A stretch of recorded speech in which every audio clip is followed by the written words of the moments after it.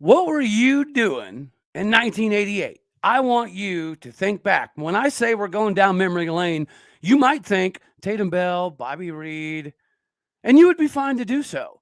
But this time, I want you to conjure up memories of 1988. Everybody knows Barry Sanders. Everybody knows what he did and what he offered.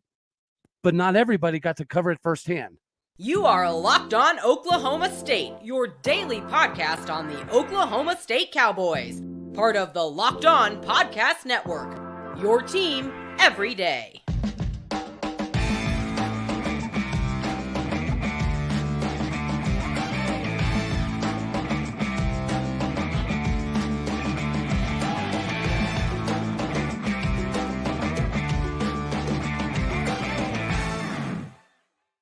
Howdy, y'all, and hello, all. Welcome back to Locked On Oklahoma State, your daily stop for all things Cowboy and Cowgirl related. My name is Cody Stovall. I want to thank you kindly for stopping by to make this your first listen here on Locked On Oklahoma State. We're available on all of your podcasting platforms, as well as visually on YouTube. You can find me personally on Twitter at AllDayOState. I implore you to do so. Today's going to be a fun one. Right? As we've kind of talked about the matriculation of information as it pertains to the ACC and the Pac-12, some of it's smoke and mirrors, some of it is a bunch of absolute craziness, but I do personally find it funny when certain Pac-12 media types attempt, flailingly, I might add, to discredit legends in the game, like Brett McMurphy and Dennis Dodd, Ross Dellinger, the list goes on. And I don't even really need to throw the names out because you know who I'm talking about. Whenever you do find yourself in this industry and you have work that is easily available for everybody across the masses to sample, credibility becomes less of a mission and more of a statement. And when you work with people like, Bobby Knight, Dickie Vitale, Eddie Sutton, I would guess that credibility is probably not an issue for some people, including this man. How's that for an introduction, Mr. Greg Swaim? How you doing, sir? All right, man. First of all, now everybody knows how old I am. Thanks a lot. That's all. We lost him. We lost Greg. All right, not a big deal. All of that was just an introductory. We're going to get him back on here. Not a big deal. Well, as you saw, sometimes you have glitches. I don't know if he's going to want to rejoin this particular broadcast or keep going. But anyways, as you guys already kind of heard there, as I was sprinkling in, Greg has been a legend in the game for a very, very, very long time. So I find it ironic at times when some people question his authority. If you're thinking in your head, the respect my authority Cartman from South Park, you've got the right picture. All right, he's back. Sorry about that, man. I'm pushing buttons and screwing everything up today. I'll just kick back and start talking. How about that? You're giving me a hard time for showing your age, and here you are proving your technological abilities. I'm showing I'm getting dementia or something, man. I pushed the wrong button. But, I tell you what, I've been watching your show since you started. And, man, I love your enthusiasm for the Cowboys and Cowgirls. I love your energy. Thank you. Good stuff. And, of course, I think we're friends of friends, how we kind of got hooked up a little bit. But and I know you've had some of my friends on your show and things like that. But and we'll get our show going right before football season as far as the video portion of it, kind of like you guys do. But looking forward to that. And I even wore my Final Four pullover for you today. I haven't worn that in a while. And I kind of hope we go to one or two more of those before I pass from this earth because, man, going to Final Four is something special. You mentioned Eddie Sutton. Man, I miss that guy, as we all do. But, yes. We'll get it going again, whether it's just with this coach or another one. Well, okay, we can segue right into that, right? You want to start off basketball? I dig it. Well, I mean, we can do what do we got, Cody? An hour? We got whatever, man. The world we can talk is and talk and talk till I can't talk anymore. So, but basketball. I've been a little disappointing since Eddie Sutton. We've gone through 4 coaches now, and really the best one only stayed a year. Yep. And he got him going. And I talked to a lot of alumni that pretty deep pocketed guys, and some of them didn't like him. I drank coffee with a couple of them at the time. I remember, oh boy, he sure is hard on those players. Boy, he sure cuss. Yeah, but he wins. man, I don't care if he dog cusses them.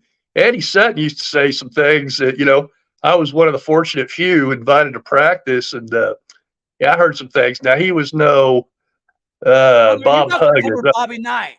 I mean, Yeah, I got to interview Bob Knight 4 times, I think. The very first one was not when he was in Indiana, but when he first got to Tech. Pat, his son, called me. And, of course, Pat had grown up playing in some of my events, and I'd known him a long time. And he calls up, he goes, "Hey, Greg, you probably have already heard my dad got the job at Tech. I'm going to be on the staff." Said, "Hey, we're going to need some help in recruiting down south, and particularly Texas and Oklahoma." And, his stepmother, they're talking about Pat, Bob's wife, Karen Edgar, used to be a coach, Class B here in Oklahoma. And she's a Hall of Famer. So, first time I interviewed Bob, I was nervous, man. I had my water there. I had my notes. You can imagine because you've seen him in action, right? So all you know about him is really that action. Well, I grew up a Purdue fan. Man, I used to dog cuss him when I was a little kid, so we were talking and he said, I said, "How are things different in Texas? Have you noticed?" "Yeah, well, I'm going to need to change a choke of my shotgun because the birds here are a lot tougher and stuff like that." So the next day I go to practice at Gallagher-Iba, and Eddie's walking by getting his, he's got his diet pop or whatever. And he stops and looks at me and goes, "Hey, did you have Knight on last night?" I go, "Yes, sir." He goes, "How was he?" I go, "He was actually kind of charming." He kind of looks at me, well, he can be. I was like, and if you ever read the book, Raw Recruit, or it was either Soul Influence. No. It was the book about Bob Knight about the same time, a little before, called Season on the Brink. You probably read it. See, if you I went to have the it. school for kids that can't read good, but I'm getting there. Me too. But if you ever read that book, there's a section in there when Bob was in Indiana and Eddie was at Kentucky, and Bob had done a interview that week with what was the guy? I mean, he's Caleb something in Ledford or something. He's retired now, but he was the Kentucky guy forever and ever, play-by-play.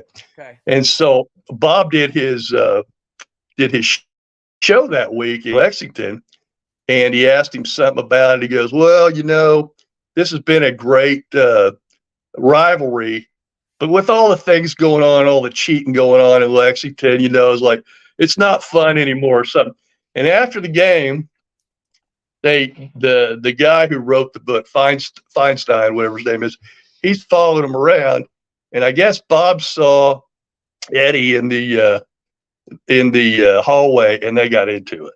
Oh, okay. They didn't hit each other, but I saw a number of times when Bob would come in the media room first after a game at Gallagher-Iba, and most of the time he got beat. And then Eddie would come in, and they would usually meet in the hallway and exchange pleasantries. I think they really respected each other. Oh, yeah. Birds of a feather. Yeah. Oh, absolutely. Absolutely. The thieves all know where the bodies are buried. So, those guys did a little bit of stuff in their day, I'm sure. But it was really interesting to see how, read about them. And then years later, you get to see them in action doing the exact same thing they were doing in the book. So it was good. But the best line ever from Bob Knight is we got him on one time after an Oklahoma State game. We were supposed to get him on before. I don't like to get coaches on after because somebody loses, right? Yeah. They're always optimistic before the game. So I'm talking to some him. of them provide good sound bites. Well, Bob Knight always does, and he says what's on his mind, kind of like Bob Huggins. So we had him on, and we're talking, and I said, I know probably wasn't the best visit you've ever had to Stillwater. He goes, "No, we came to play basketball. They came to kick our ass," or something like that. It's like, well, that pretty much sums it up. But yeah, that is, sometimes I get asked, what's the best part of your job? That's it. Because I was a little kid in West Lafayette, Indiana. My dad was a professor at Purdue in engineering, and Bob Knight, I mean, in the state of Indiana, he's very revered. He's revered everywhere. But you interviewed. Well, yeah, but it's funny because a couple years later, after I interviewed him, we saw each other at the Final Four. I think it was the 2004 deal. And he looked at you.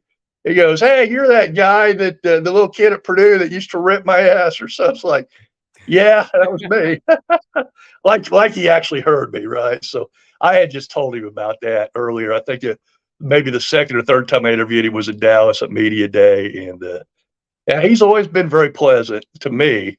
Now I've seen him not so pleasant with other people, and I got to admit, one time I was on the radio. We were in Dallas, Media Day, and you could tell I was like his last interview of the day, and he was ready to go.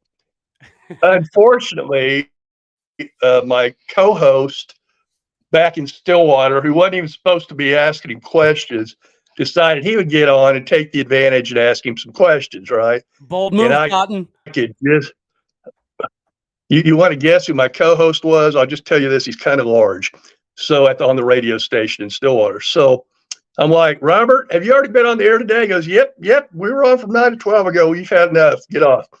And so I go, "Coach Knight, I'm going to let you go because I know you don't want to hear from that guy." He goes, "No, I don't." He took off. That's so great, he doesn't mince words when he's a little frustrated. Well, no, and it makes, again, I think it makes the sport world all that much more intriguing. Matter of fact, I'm old school enough to say that whenever some of these guys that still have some quick one-liners, right? Obviously, you got to throw ode most recently to Mike Leach, but there's still some of them, right? Bill Belichick is still good for some crazy things here and there. But when all of these guys retire, I'm almost worried about how unfun some of the sound bites are going to be from some of the younger guys in the game. They're just not as quick-witted. The two times I had Coach Leach on, I learned after the first one, man, you just be ready for anything coming at you, left, right, up, down, whatever. He's going to say some strange stuff. But that's what you love about the guy, right? I mean, too many football and basketball coaches are just about that sport. That's all they want to talk about. They're very serious about it. I want to talk about somebody who has some fun. I saw a picture after Coach Leach passed with him and his wife and Willie Nelson, all with a beer in their hand. And I'm thinking, man, that was a hell of a party that I missed. I'd like to have been there for sure. 100%, man. Okay, please tell me, dear baby, 11-pound, 8-ounce Jesus is swinging away in his manger. I did that once at a family function one time. I said, my mom made me say the prayer at a big family function. I said, "Dear 8-ounce, 8-pound, 6-ounce baby Jesus," and all the kids, my younger, were laughing. My mom didn't laugh; she didn't catch it. So, go ahead. Sorry. Please tell me you were there for some of the times that the Oklahoma State basketball team decided to get their Darius Bowman, R.W. McCorder shoulder pads on and go to work. I wasn't there for that one. I think that was actually the Final Four year. And when Sean and Eddie pulled out the pads, they said, "You guys don't go anywhere. Go to the locker room. We got something for you." Yeah. That was, and when we went to the Final Four later on, first question when everybody got there, every player got asked about that. And it's not the first time they'd done it, but it was just the most famous time, obviously. I've seen it before. And of course, you know what the Iba drill is, right? I don't. The Iba drill is something I'm pretty sure Mr. Iba designed it. I've never asked, but he must have designed it one time, and Eddie just kept it on throughout his coaching career. But you go in, you shoot, you got to get a rebound. They got two managers there with blocking dummies, and they're just knocking the crap out of you. You got to rebound your miss. You got to score. Then somebody rolls the ball way out to the three-point line. You got to slide and go get it. Then you got to drive back on those managers, and they're just beating the crap out of you and love it every minute. You know who the funnest guy was to ever watch that drill? As a freshman, Bryant Reeves, Big Country. Okay. He couldn't score against those managers, but by about 3 weeks in, they weren't wanting any of that. So those were some of the greatest times ever. If we had phones with cameras back then, man, I'd be able to show it to you. That's one regret I have is being old. You missed a lot of stuff because you didn't have a camera with you at the time. So, Well, and that's also, but the memories, right? The memories are massively important, especially as it pertains directly to Oklahoma State University. So real quick, we'll kind of get into some of the mystique that is Gallagher-Iba Arena, because I feel like sometimes I'm beating my head up against the daggone wall, and I'm tired of hearing the, well, if we win more, we'll show up more thing. I can't stand it, man. I can't stand it. So maybe you can help talk me off the ledge here for a second. But real quick, Are we talking about to win all three, and then West Virginia has to lose all three? I'm sorry. That kind of stuff? You broke up on me. Oh, sorry. Are we talking about the baseball team right now where everybody's going, we got to win 3 in a row and West Virginia has to lose all 3? Because that's probably still not, even though it worked out last night, probably still to win all 3 down in Norman. I know we should, but can we? It's tough. And can West Virginia lose all 3? Probably not. But if they lose at least one more and we win at least win our 2, then we'd be tied. Of course, they get the tiebreaker. Right. But yeah, fans are fans. Probably since I've started doing this since '88, I became less of a fan. But then, when I watch Bedlam or something and I'm in the man cave, I'll say all sorts of bad words and stuff. Yeah. So I'm still, I'm almost 61, but when it comes to my team, I'm pretty immature at game time. So, well, I've contemplated doing some live reactions this year, but I also contemplate it at times because I try to be pretty, easy going on the show to where I don't curse, right? So my audience can be as big as it physically possibly can. Yeah. If people watch me live stream a football game, I might lose some of that that audience. You lose a little bit of your Christianity. There was an elder of my church. In Stillwater that's just the nicest guy ever. He was an agronomist at OSU and retired. And man, he loved the Cowboys. But one time he told me, and he was serious. It wouldn't have been so funny if he weren't so serious. He goes, I try to be a good Christian, try to do everything I can to get to heaven. But he goes, I'm just real worried that my hatred of OU might keep me out. And he wasn't playing. I mean, he goes, I pray about this. He's like, he hates those. And when I first moved here, I was 16 in 1978, summer of 78, we moved here. And I'm running into people, and I don't know anything about Oklahoma State because, and folks your age and younger can't probably really just grasp this, but your games weren't on TV. I mean, you might get an Oklahoma State game on TV if they played in Nebraska or Oklahoma, and they were good. But I'm living in West Lafayette, Indiana. We're not seeing Oklahoma State ever. Not even the 76 year with Terry Miller when they beat OU down in Norman. And, I just recently watched that game for the first time on YouTube.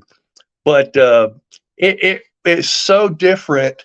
We move here, and I don't know anything about Oklahoma State. So I asked the realtor, I said, hey, can you possibly take us by and show us, where the Cowboys play basketball? And back then it was Gallagher Hall. It seated about 6,000. Yep. And it was kind of a dusty, dumpy little place. And I didn't know anything about the tradition at the time. So all I see is this old, antiquated gym, and it's dusty. Like you can see the dust in the air just everywhere. And I said, well, at least they fill this up because I grew up in a state where there's 25 high school gyms larger than Gallagher Hall, right? So so it fills up though, right? He goes, well, not for basketball, but for wrestling they do. And wrestling wasn't even a sport in Indiana. I mean, that I know of. I think we did it like one day a year in PE class or something. So I'm like, Dad, I don't think we can live here. It's like, because I'm a huge basketball fan. And so, but it all worked out. And, when Eddie Sutton came, it was just like I was in hog heaven. So, because they were good every year. I mean, for the most part. And we've suffered a little bit here recently. I'm having withdrawal symptoms. Yeah. Well, hopefully we can get back to it. I do think it's possible. This I don't know. We'll talk about it in a second. I do concerned about NIL more than anything else. Well, NIL could be helpful. Part of being comfortable as a student athlete is that exact thing. It's actual physical comfort. So if you've never heard of Bird Dogs clothing, you're going to have to get your hands on some today. Go to birddogs.com right now. Use promo code LOCKEDON, all one word, to get yourself the most bad A tumbler on the market. I'm telling you guys, they sent us the product because they believe that much in it, and they want us to experience it. No script, nothing to say, except for they are the best piece of clothing I've ever purchased. And comfort to me is always at an all-time high. You can run in them, swim in them, walk in them, work out in them, fight in them, take a nap in them, sleep in them. It literally doesn't matter. They're that awesome. Go to birddogs.com. Use promo code LOCKEDON. Get yourself hooked up on whatever you need and get yourself this tumbler today. All righty, sir. Tradition in Gallagher-Iba is phenomenal. The tradition at Ali P was breathtaking. Now to know that Ali P is not only necessarily no longer, but appears to be the grounds for the new softball stadium coming. Right. How do you feel right now about where we're at with baseball and softball? Softball, it's a little scary, right? But baseball, we might be peaking at the right time, maybe. I think we got everybody healthy at the right time, and you know how that is. And I go back, speaking of OSU, an old buddy of mine from OSU who is no longer at OSU, but he gets to play OSU a lot, Bill Self. And I've talked to Bill a number of times, and it seemed like you always had one guy that was going to be a starter that was out the first part of the year for academics, or maybe in the old days when they transferred at midterm, they had to sit out till December, that stuff. And I'd always ask him, I said, is that, preseason stage, is that going to be tough without him? I go, yeah, we'll lose a few. We shouldn't, but you know what? We'll be better by year's end because more guys get more playing time, and we'll be deeper. We'll be deeper than the 8 we usually like to run and stuff like that. And so I learned a lot about that whenever a coach gets a player hurt, even at the high school or junior high level, we're done. Now I go, no. You got the playoffs coming up later, and he'll be healthy by then. Just get these other guys better. And that will make all the difference at the year's end. I really think, now I'm homering it here, but watching that game last night, and they just beat the ever-loving dog out of the Sooners, which absolutely makes me happy. Let's hope for some more tonight. But I really think right now they're peaking at the right time, as you mentioned. But a lot of that, you're getting guys back that haven't been healthy or not 100%. And now everybody seems healthy. I mean, Rock Reggio was going nuts. Brown was going nuts, and he's had some issues during the year. Just I think, getting used to everything. And, of course, you get a guy back that can hit home runs and pitch and all that too. That helps. And they got all those guys back now. So, hey, color me orange homer. That's fine. I think they're going to do well. Well, I don't think it's an orange homer take, honestly, because you got to think about coming into the season, there was 4 guys that were pegged as All-Americans, right? Jerome Watts Brown. He's not always necessarily a Friday guy, but he brings Friday stuff to a week in rotation, no matter where you throw him. Right. So that's who we get tonight, thankfully. Hopefully we put another Bedlam bully beat down on the Sooners, because it always feels good, right? I don't understand their audacity to attempt to call that thing a legitimate baseball stadium, but we'll leave that alone. That's an SEC stadium if I've ever seen one. Yeah, you're right. Rock Reggio is hot. Marcus Brown had a phenomenal summer, much like Ian Doherty. Yeah. Ian Doherty's healthy now, right? He had his first appearance of the season yesterday, but we've seen the emergence of a backup. Right, coming into the season, there was nobody in the country that thought anybody but Ian Doherty was going to be the guy.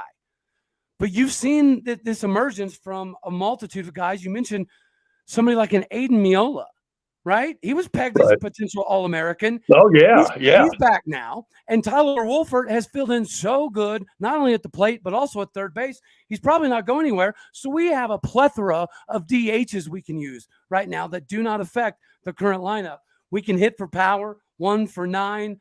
We do have some small ball guys. We don't use it all that often, but I think against the Dallas Baptist, that may need to be the case. So you might see some more of your Jackson Crowells or your Brennan Holtz in a game like that. The pitching rotation has been awkward at times, but we're healthy at the right time. Garrett Binge is on the John Oru two-way award watch list, as is Nolan McLean. He's clearly healthy. He was humming last night. Oh, yeah. And look, he is so valuable to this team, because you lose most guys, they're either offensive players or they're pitchers or he's both. he's one of your best pitchers, if not your best pitcher. I mean, he did start in a huge series, right? And he's been on the DL for a long time. So that shows what kind of confidence they have in Nolan. Well, and it's he's earned it. Like, you're 100% right. Yeah. I think people do tend to forget that Nolan McClain coming to Oklahoma State was a massive deal because he was also a very highly rated 4-star quarterback at the same time. Yeah. Yeah. Let's see if his toughness cannot be questioned. He's proven that time and again. Yeah, absolutely. And we'll see tonight. We'll see tomorrow. But man, I don't think the Cowboys will be in the top 8 and get a super regional or anything like that. Probably not. Nope. Depending on what happens. I mean, it's. I'm trying to remember. It was about 10 years ago. Oregon State was like the number 1 seed, and we were like the number 9 seed or something like that. And Oregon State got beat at their own place, and so we got a host. We got beat by what was that pitcher that ended up going to the Reds? Played for one of the Cal-Irvine or somewhere, but yeah, I like by UC I forgot his name. I like our chances of if we can host a regional, and then I guarantee you no super regional wants to have us if we're that hot, continue to be that hot. And like I said tonight, the bats have been ridiculous. 32 runs against OU in their 2 games so far. I mean, if we can score 32 more today and tomorrow, I can just make my bets right now, right? Man, there's a legitimate shot. It would take putting 3 out of the yard today, but if we strike up the gap band 3 times tonight, we're at 100 bombs on the year.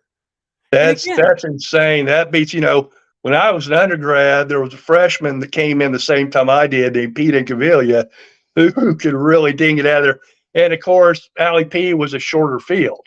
Yeah. So a lot more went out there, and it was like the bomb yard back in the day. And then later on, you had Ventura and Monty Ferris and some of those guys, and those might have been better teams.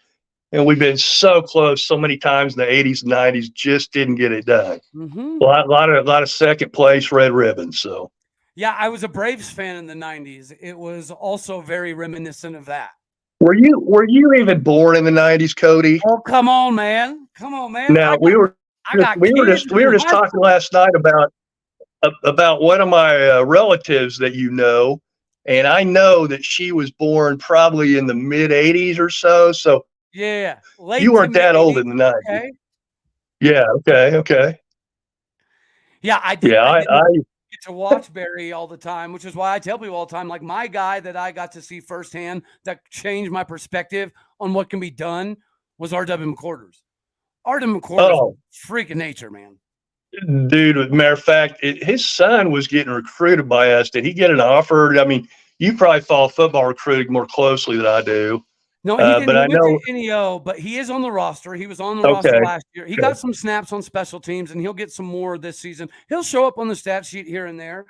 Okay, well, he looks just like RW. I mean, I've known RW a long time because I never saw him play football until I came to Oklahoma State. I watched him play basketball a ton at Booker T and then AAU ball in the summer.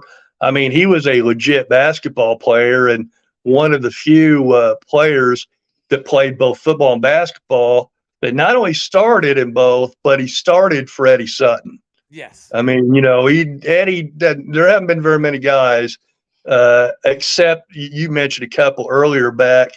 I think it was late 90s maybe.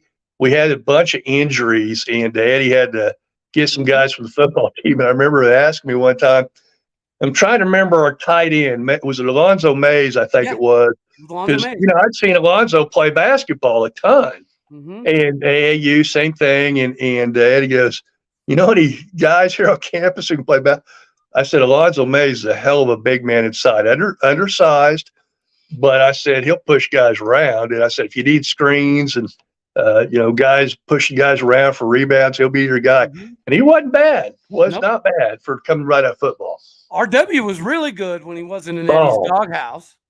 Yeah, well, that was a weird deal. RW was a great guy, though. He was a peacock. He wanted Eddie to let him fly.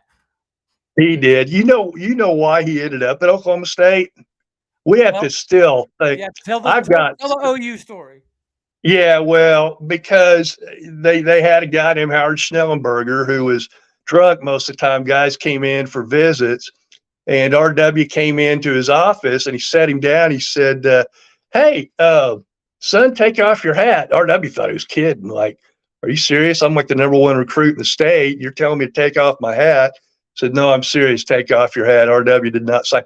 Matter of fact, RW went out and got the guy used to do my yard, does great yard work in Stillwater. If you ever need anybody, Eric Stevenson, Woody Stevenson played for the Redskins. And Eric actually played AAU ball for me in the 7th grade. Nice. Guy called me up and goes, "I got a 6'2" kid in the 7th grade who could windmill dunk." I said, "I'll be right there." And so, yeah, Eric and I have been friends since he was in the 7th grade. I had to guard him in practice because, most kids aren't 6'2" in the 7th grade. Yeah. But he was – I used to tease. I said, because I was right out of grad school at the time, and I said, over at Enid, and I said, "Hey, Eric," I said, well, I call him Woody, but Woody, you need to go to Oklahoma State, play for Eddie Sutton. And he said, "No, I'm going to play for Coach Tubbs," and all that. Of course, he ended up being a better football player, ended up playing football. Him and RW and a couple guys from that class who grew up OU fans, and a lot of kids do in this state. I get it. They have no life, and they just, they need to hook up with something winning. That's cool. But, it is what it is. And he ended up going to Oklahoma State and loves Oklahoma State, lives in Perkins. Matter of fact, his son may be a recruit here in another year. So, and RW's kid is a recruit. And it's always good to have guys who have sons who can play, right? You know why there's so many OU fans when we were growing up, right? Because easier to spell. Well, that and they were nationally viable at times. So sometimes people would print off Oklahoma national championship shirts, and then they'd have to trash them. Well, instead of trashing them, they would just give them to all the impoverished youth of the state. This is how it is. I've always been. You know how at a national championship, like in football, all those guys start putting on their shirts and hats afterwards. And you go, how did they know they were going to win? Well, of course they didn't. And they printed up some for the other team too. You know where those go? You do know where those go, right? Yeah, Norman. I thought no, they really go to Africa. Okay. They go to Africa, like little communities there, and they just give them clothes, Right. So I did not know that till like 2 years ago. Like, well, send some my way, If OU ever finishes second, if it says national championship, we can give them to a lot of Oklahoma State fans, just wear them out of Norman to piss them off, right? Well, it's kind of ironic. They have a national championship in 1954 where they were actually on probation and banned from all postseason play and any TV appearances. They want to give us crap about 1945, but that one always seemed odd to me. Well, yeah, and in 70, 71, 72, they were on probation too. The AP poll listed them #1. The UPI poll didn't list them at all, because their policy was no listing teams on probation. So you look at a lot of Alabama, a lot of Oklahoma national championships, they're all mythical anyway, as they were until the NCAA actually had the playoffs. So they're all mythical. So in reality, Oklahoma has never won a football national championship. You want to tell them that if they ever talk about 45, because I was on the 45 bandwagon many years ago. Okay. When I lived, where Garber's at if you lived in Enid, right? Oh, yeah. Okay. So I was mayor of Garber, 10, 15 years ago. Little town. My kids were playing ball there, winning championships, having fun. And I drank coffee every day with a bunch of World War II vets, including a guy named Hal Long. His brother was Ed Long, who was state senator. And Hal and I would drink coffee every day. Well, about 2-3 times into it, he's telling me, when I came back from World War II, I walked on to the OSU football team, A&M back then. Right. And he lifted up his pant leg one time and showed me some cleat marks that were still there from 1945. I mean, he said he said, you seen what was it? What's that? Junction Boys? You ever seen that movie Junction Boys? Yeah. Okay, it's like that. He said, no water. No, you were a big, if you drank water and stuff like that back then. So, but it's neat how good they were back then. Undefeated, nobody touched them. beat Oklahoma like 55-0, won the Sugar Bowl easily. So, yeah, no brainer. I mean, if Oklahoma's going to count a bunch of championships they didn't win, we had to count one that we did really win. Well, and one of the things that I always point out, so I actually just covered this in a show I did yesterday, and I talked a little bit about it. And it was the American Football Coaches Association, right? They retroactively awarded a predicated upon statistical and analytical data. And since they did switch it to Oklahoma State, still to this day, Army West Point has yet to give them anything statistically or historically that can contradict the claim of Oklahoma State being the rightful title holder. But I said people in my show yesterday, we as Oklahoma State fans, we would probably take that national title back, and you need to give us what you should have given us to begin with, which was a Heisman Trophy for Bob Fenimore. Bob Fenimore. Oh, absolutely. The blonde bomber. He had 11 yards less than Doc Blanchard and Glenn Davis combined, who are both backfield West Point running back mates. And he didn't get the Heisman. Like, it's absolutely preposterous. And that's exactly why the AFCA gave Oklahoma State University the national titles, because all of the voting back then was all on the East Coast. It was all biased. Exactly. I mean, no games were on TV, so none of those East Coast guys had ever seen Oklahoma State play. Correct. So it's there have been split championships before, so if they want to do that, that's fine too. But we'll never know if they would have played, what would have happened. But that's the way it was. I mean, you probably remember that barely, but back in the day, our national championships, we didn't know till the bowl games were over. A couple of days later when they voted. That's how we got a national championship. Well, that's such an archaic way of doing it that's why you have so many mythical national championships. Alabama's got about 13 of them. Well, now, they were all good, but a couple of those times they lost 2 games. You can't count. We know what happens if you lose 2 games. You're not going to get the final. You're not going to get the Final Four, right? So how do you win a national championship if you have 2 losses? Can't. So the irony of whenever people have the conversation about the Pac-12 and the Pac-12 wants to talk about the academia being the most, outstanding thing in the world. Did you know that the number 1 team in all of football and national titles is Yale with 18? Yeah. Did you see that video on YouTube the other day too, where they do it by the year, starting back like 1880 something, 1870 something, and it's all Yale and Princeton for like 20 years. Yep. And they're at the top. Alabama, I think, just finally passed Princeton, but hadn't passed Yale yet. Correct. They will, obviously, because all of Yale and Princeton's are well over 100 years ago. Yep. I mean, Yale, Bama, Princeton, 18, 17, and 15. And Oklahoma's had a lot. I'll give them. I mean, they're in the top 5 or 6, and USC and all that. But I got a feeling Oklahoma. I tried to tell somebody this the other day, and they just didn't quite grasp what I was telling them. Not a surprise. I'm saying, you know what? Here's the deal, guys.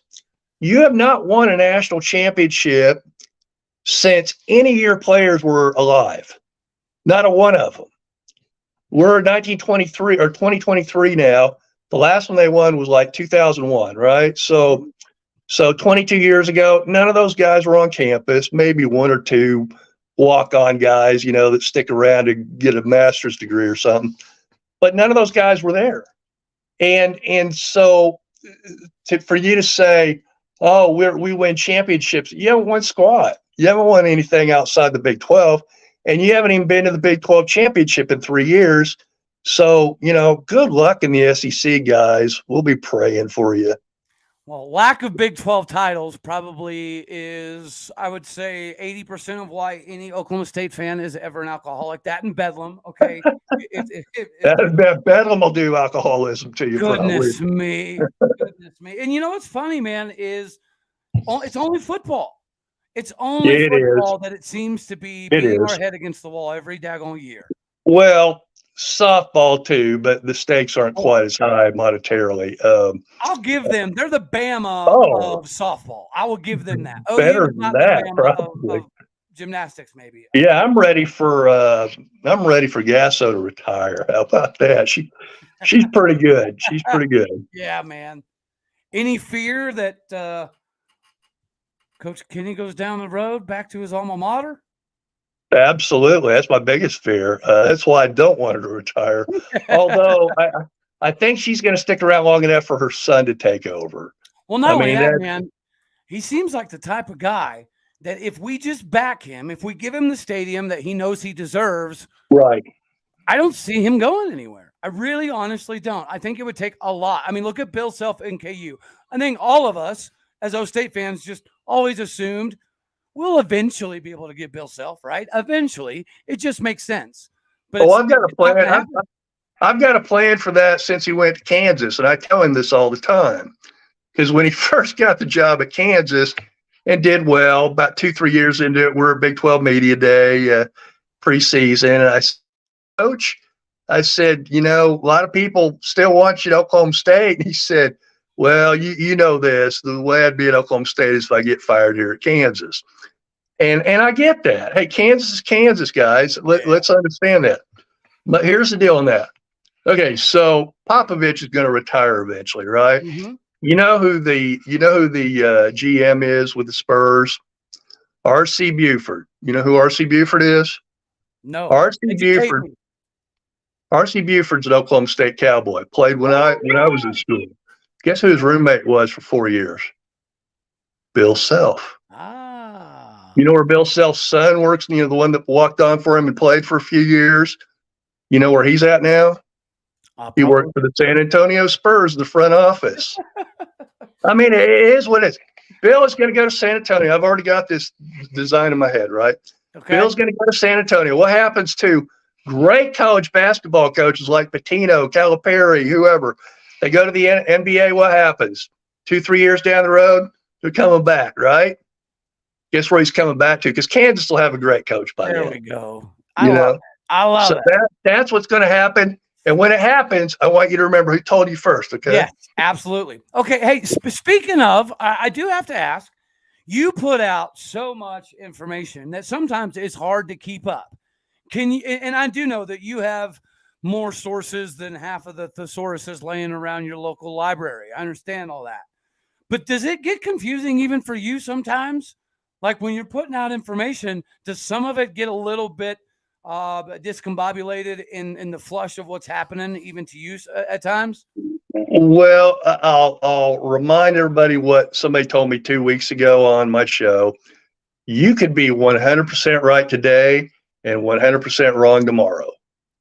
I love because this thing is dynamic. It changes all the time. So when somebody riffs me, it used to really piss me off. Like, oh, Swaim, you're wrong. It got on my Twitter page. About 15, people are like, oh, Swaim, are you tired of being wrong? You're never right and all this stuff. But you're on here reading it, aren't you? You're listening to my show, aren't you? So Yeah. It doesn't bother me as much anymore because I might be 100% right now, and I might be 100% wrong by this time tomorrow because everything changes. It's dynamic. Yeah. Now we're. I'll use this term the other day, and somebody, you shouldn't use war terms, and this isn't war. People aren't dying. Like, I get it, because I'm very pro-military. I get it, and they're right. But I said, your mark is now, when the ACC thing came up, he's fighting a war on two fronts. Because we've been talking about the ACC for a long time. That they were just waiting to blow because that a 13-year contract still left, and they're not making squat. And heck, even the Pac-12 probably end up making more than them in a couple of years if they somehow stay together. Okay, there you but go. I'm about ready to. I'm about ready to wash my hands of the Pac-12. I really am. I just think they're so soft. You put that out there today. Soft as Charmin, I think the term you used. Correct. Yeah. You're right. They are. And unless it's Arizona, I really like Arizona because I like their basketball, and I think culturally they're more of a fit. Yeah, I agree. I mean, we know this. Stanford and Cal could not be less of a fit culturally. I mean, they're out in la fairyland out there. We don't need any of that. And it wouldn't fit. Now, the Arizona State people, when that came in, a bunch of them came into my my pregame show over at Oh, what's that place on the Strip? We were doing it at the last 2 years. Anyway, I'll think of it here in a second. What the OU running back that punched out the girl? Joe Mixon. Yeah, but what was the restaurant? Pickleman's. We used Okay, to do our pregame show the last 2 years of Pickleman's. And we let the Arizona State fans know on Twitter, come on in, we'll get you some free stuff. We'll have some trivia questions. Man, they packed that place. And they were a lot of fun. And they came back afterwards, and they were just a lot of fun. So I think they're cultural fits out of the state of Arizona. Colorado, we know them. They know us. So that'd be a fit. I can't stand Utah. I know we got some. My guy. Well, you've seen me go fight with those guys. I'm sick of them. I try to pick fights sometimes with Utah fans. It just it would be like they're 105th in academics by U.S. News and World Report, right? Well, we're up in the nose air stuff. We're all smart. You guys are truck stop conference. But I said, dude, you're 105th. That would be like when Oklahoma State's in the top 10 every year. You guys coming in here and you're ranked like, you're in the bottom half of your conference, which they are academically too. And, you guys, you're ranked number, 38 overall in the country. And you're coming in here, talking smack. Are you kidding me? Yep. You guys are nuts. They think they're Ohio State in football, and they think they're Harvard in academics, and they're neither. They're okay. They won a weak conference the last 2 years and got beaten the bowl, the Rose Bowl. Yep. So they're not that great. And yet you would think from talking to them that they're doing us a favor by even spelling our name right. It's crazy, man. Yeah, I've said it before, and I don't mind saying it again. Utah brags about winning the Pac-12, but you're right. In the last few years, winning the Pac-12 is the same as winning the award for the world's tallest midget. Cool story means nothing, right? That's precisely. Well, we just got rid of two teams that, they've done some actual stuff, right? They have. And they're obnoxious as hell, but they have done some stuff to deserve to be able to talk a little bit. Utah has done nothing to be able to talk about. Nothing. Not a thing. Not academically, not athletically. They should kiss our feet for even asking them. I'd say, I wish Yormark could call me one day. Okay, we didn't really talk, but what do you think? Screw Utah, click. We don't want them. Don't want them. They're obnoxious. They bring very little to the table. They do fill up their stadium, which is pretty rare in the Pac-12. But I don't want them. Dude, I wanted the Holy War, right? When the idea of the four corner schools was even pitched as an option, I was in hook, line, sinker, right? Because losing Bedlam, it is going to hurt a little bit. So bringing the Holy War in, that would be great. And then you watch all the pretentiousness and all the sanctimonious ways in which that Utah fans fancy themselves. Like you said, they think they're Stanford with a 10 times better football team. And I don't get it. I would rather have San Diego State. Heck, at this point, I would rather have NC State or Valdosta State. Well, and these teams that you talk about, maybe they'll be in the Big 12. No, we're not going to join your junky truck stop conference. Whatever. The 4 teams we just got, they were G5s, but really they were better than that. I mean, you got UCF a couple years ago from an undefeated, untied season. Cincinnati goes to the Final Four 2 years ago. BYU might have the biggest fan base in the entire planet because the LDS faith hits every country, everywhere, and those people only know BYU. Right. And then Houston, I think, is just a sleeping giant. If they could keep 15% of their top players at home, which is possible, they will be a juggernaut. They very well could be. I don't know if I'm 100% sold on Dana Holgorsen. No, I'm not sold on Dana. He can run good offense, I guess, right? Obviously, but I don't know, man. The CEO role doesn't fit everybody. Let's just be honest. It took Gundy darn near 18 years for him to fully embrace and understand the CEO role. So it is. Some people think he's still learning it, but I agree. I thought the postseason was handled very poorly. And we all know now that, players would want to meet with Mike and he wasn't around. Correct. And so now that that's public, I know he's doing a lot better job of it. And if that's what it takes, that's what it takes. Like I said, I don't really care about a coach if he's a nice guy in person, if he's, if he signs autographs for every little kid who asks when he's at the movies with his family. I do. It's a plus. Eddie Sutton was everything like that. That's great. All I care about is the wins, baby. I just want to win. I would rather have a Brad. What was Brad's last name? That was our coach before Mike. Underwood? Yeah, Underwood. Underwear? I would rather have a dog. If you went to those practices, he dog cussed everybody. There would be little kids sometimes in there, and he didn't care. It didn't bother me. I mean, I'm no prude, but the thing is, he won, and that's all I care about. Mm-hmm. Well, tough love can be a massively beneficial piece if they know it's real. If your players know that it's real, they will buy in. And that's something we've seen as Oklahoma State fans, historically speaking, under Mike Gundy. There has been a lot of times where there's been a lot of buy-in. The times where you haven't seen the buy-in, it's been pretty evident, right? We do have 18 years worth of evidentiary proof of, okay, something wasn't great that season, right? Something was just off.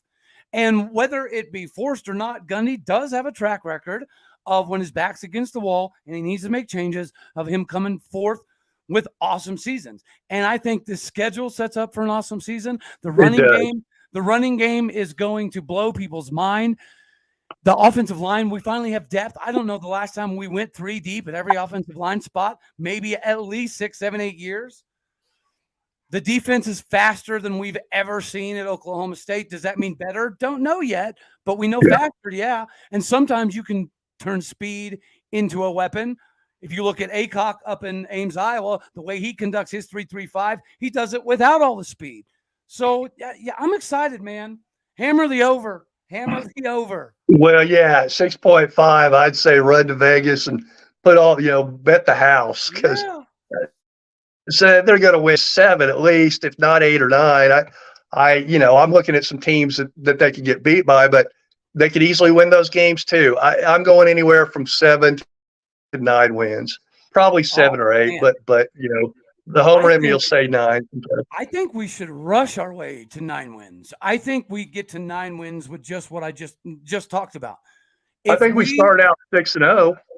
If we have a development at quarterback, and I didn't say a massive development, right? We know what Alan Bowman can do as long as he eliminates some of the mistakes, some of the Spencer Sanders pick stuff. We're fine. We know what Garrett Rangel can do, and especially with the running game, that could be more than enough.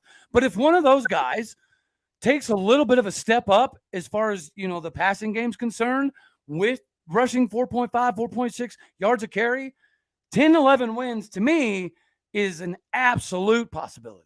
We just need. Well, I like the way you play.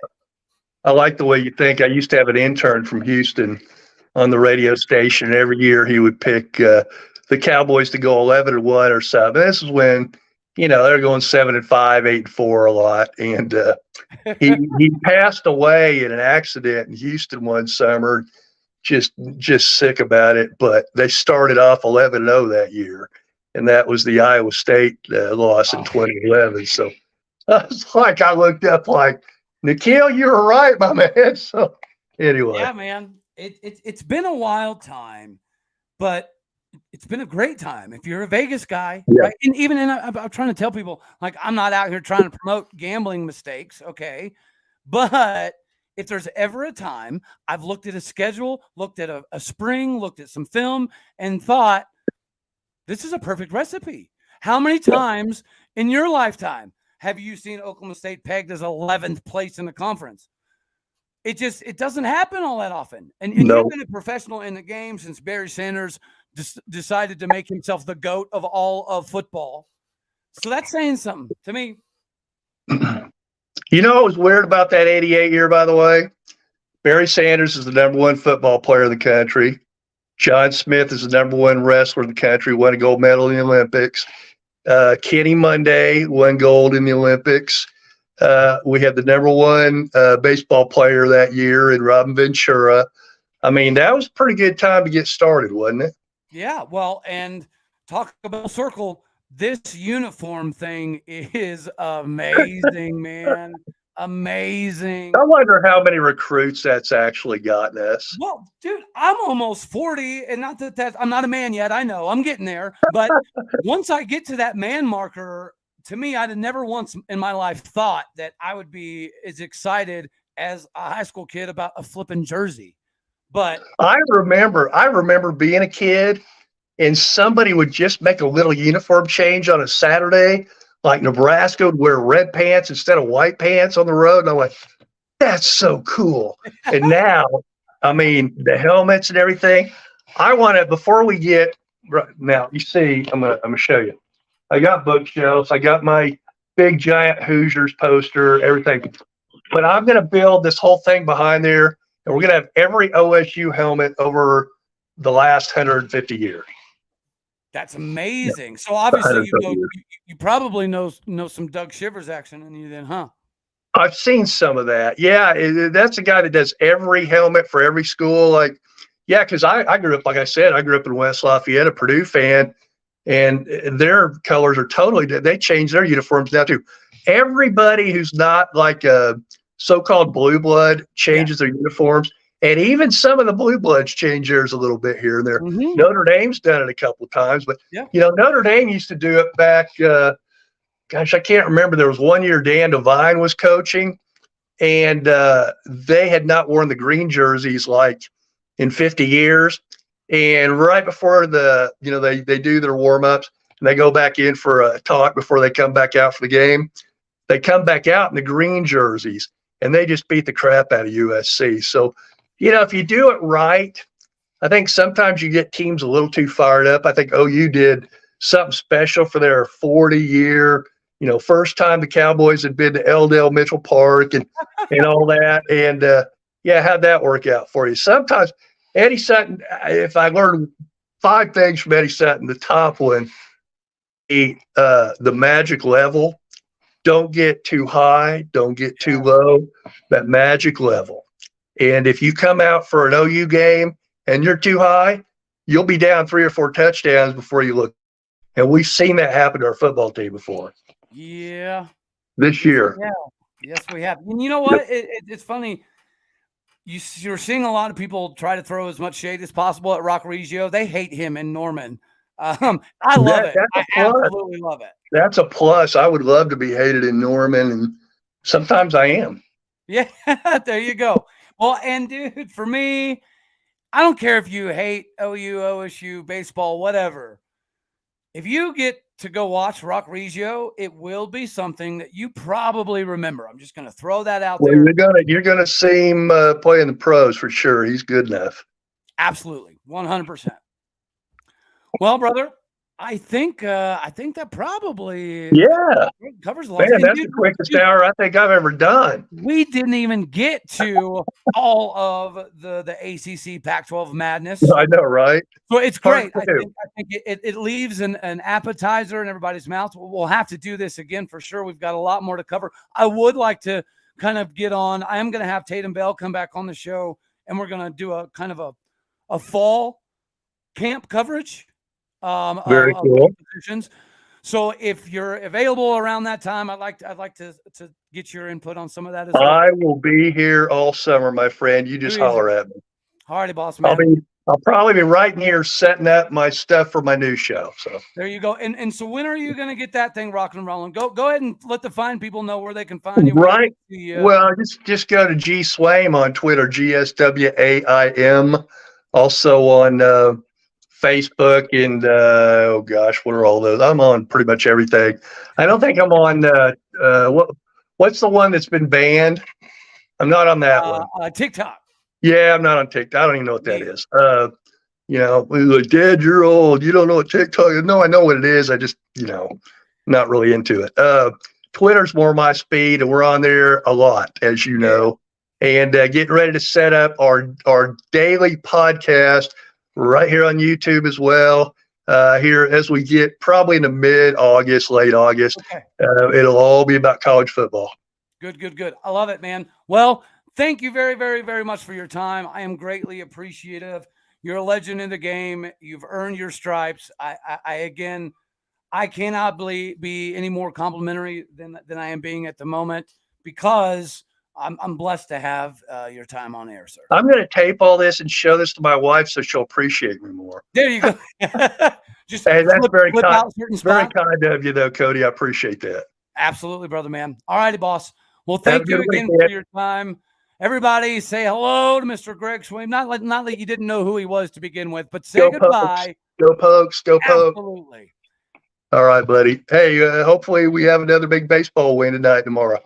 Oh, dude, we need it. We need it. We need this sweep. I don't care if West Virginia wins the regular season title. Guess what, man? They earned it. Good for them. Yeah. Good job. I'm happy for West Virginia. Yes, but that Big 12 tournament trophy, I want that hardware. Yes, sir. Are you going down there? I'm trying to. You got, you live in Colorado, right? Mm-hmm. Yeah. And you've got a child I saw today. So I have a few. Yeah. Okay. I saw your daughter's picture, I guess last day of school kind of thing. Yes. It was their fun run. And I'm telling you, brother, man, that little girl, like legitimately speaking, track was always my cup of tea. You can talk to Lexi. She'll fill you in. Track was my cup of taters. And so you played college football too, I understand. I did, but it was because of my speed, right? I was 6'4", white dude that could pick. We have no speed in the Swaim family. I'm not sure what that is. But my daughter, she's got all of it and more, man. All of it and more. Well, when she starts hooping and she gets in about junior high and she's pretty good, you let me know, okay? There we go. Got it. All right. And dude, we didn't get to cover basketball recruiting. We left. I know, dude. We got all summer. We got all summer for that. I dig it. All righty, Greg. Thanks, all brother, right, man. brother. Hey, take it easy. Appreciate it. Bye. Thank you, sir. All righty, y'all. Well, you heard it here first. That was a lot of fun. I want to thank Greg for coming on. I want to thank all of you for tuning in. And I want to thank you for dealing with my lighting situation. Now that Greg's not on, I look partially ridiculous. It's okay, though. I'm working on it. All righty, y'all. That's all we got for this one. I love you all. As always, God bless. Go Pokes. And I'll catch you on the next one. Thank you for tuning in to make Locked On Oklahoma State your daily listen. All righty, y'all. Bye.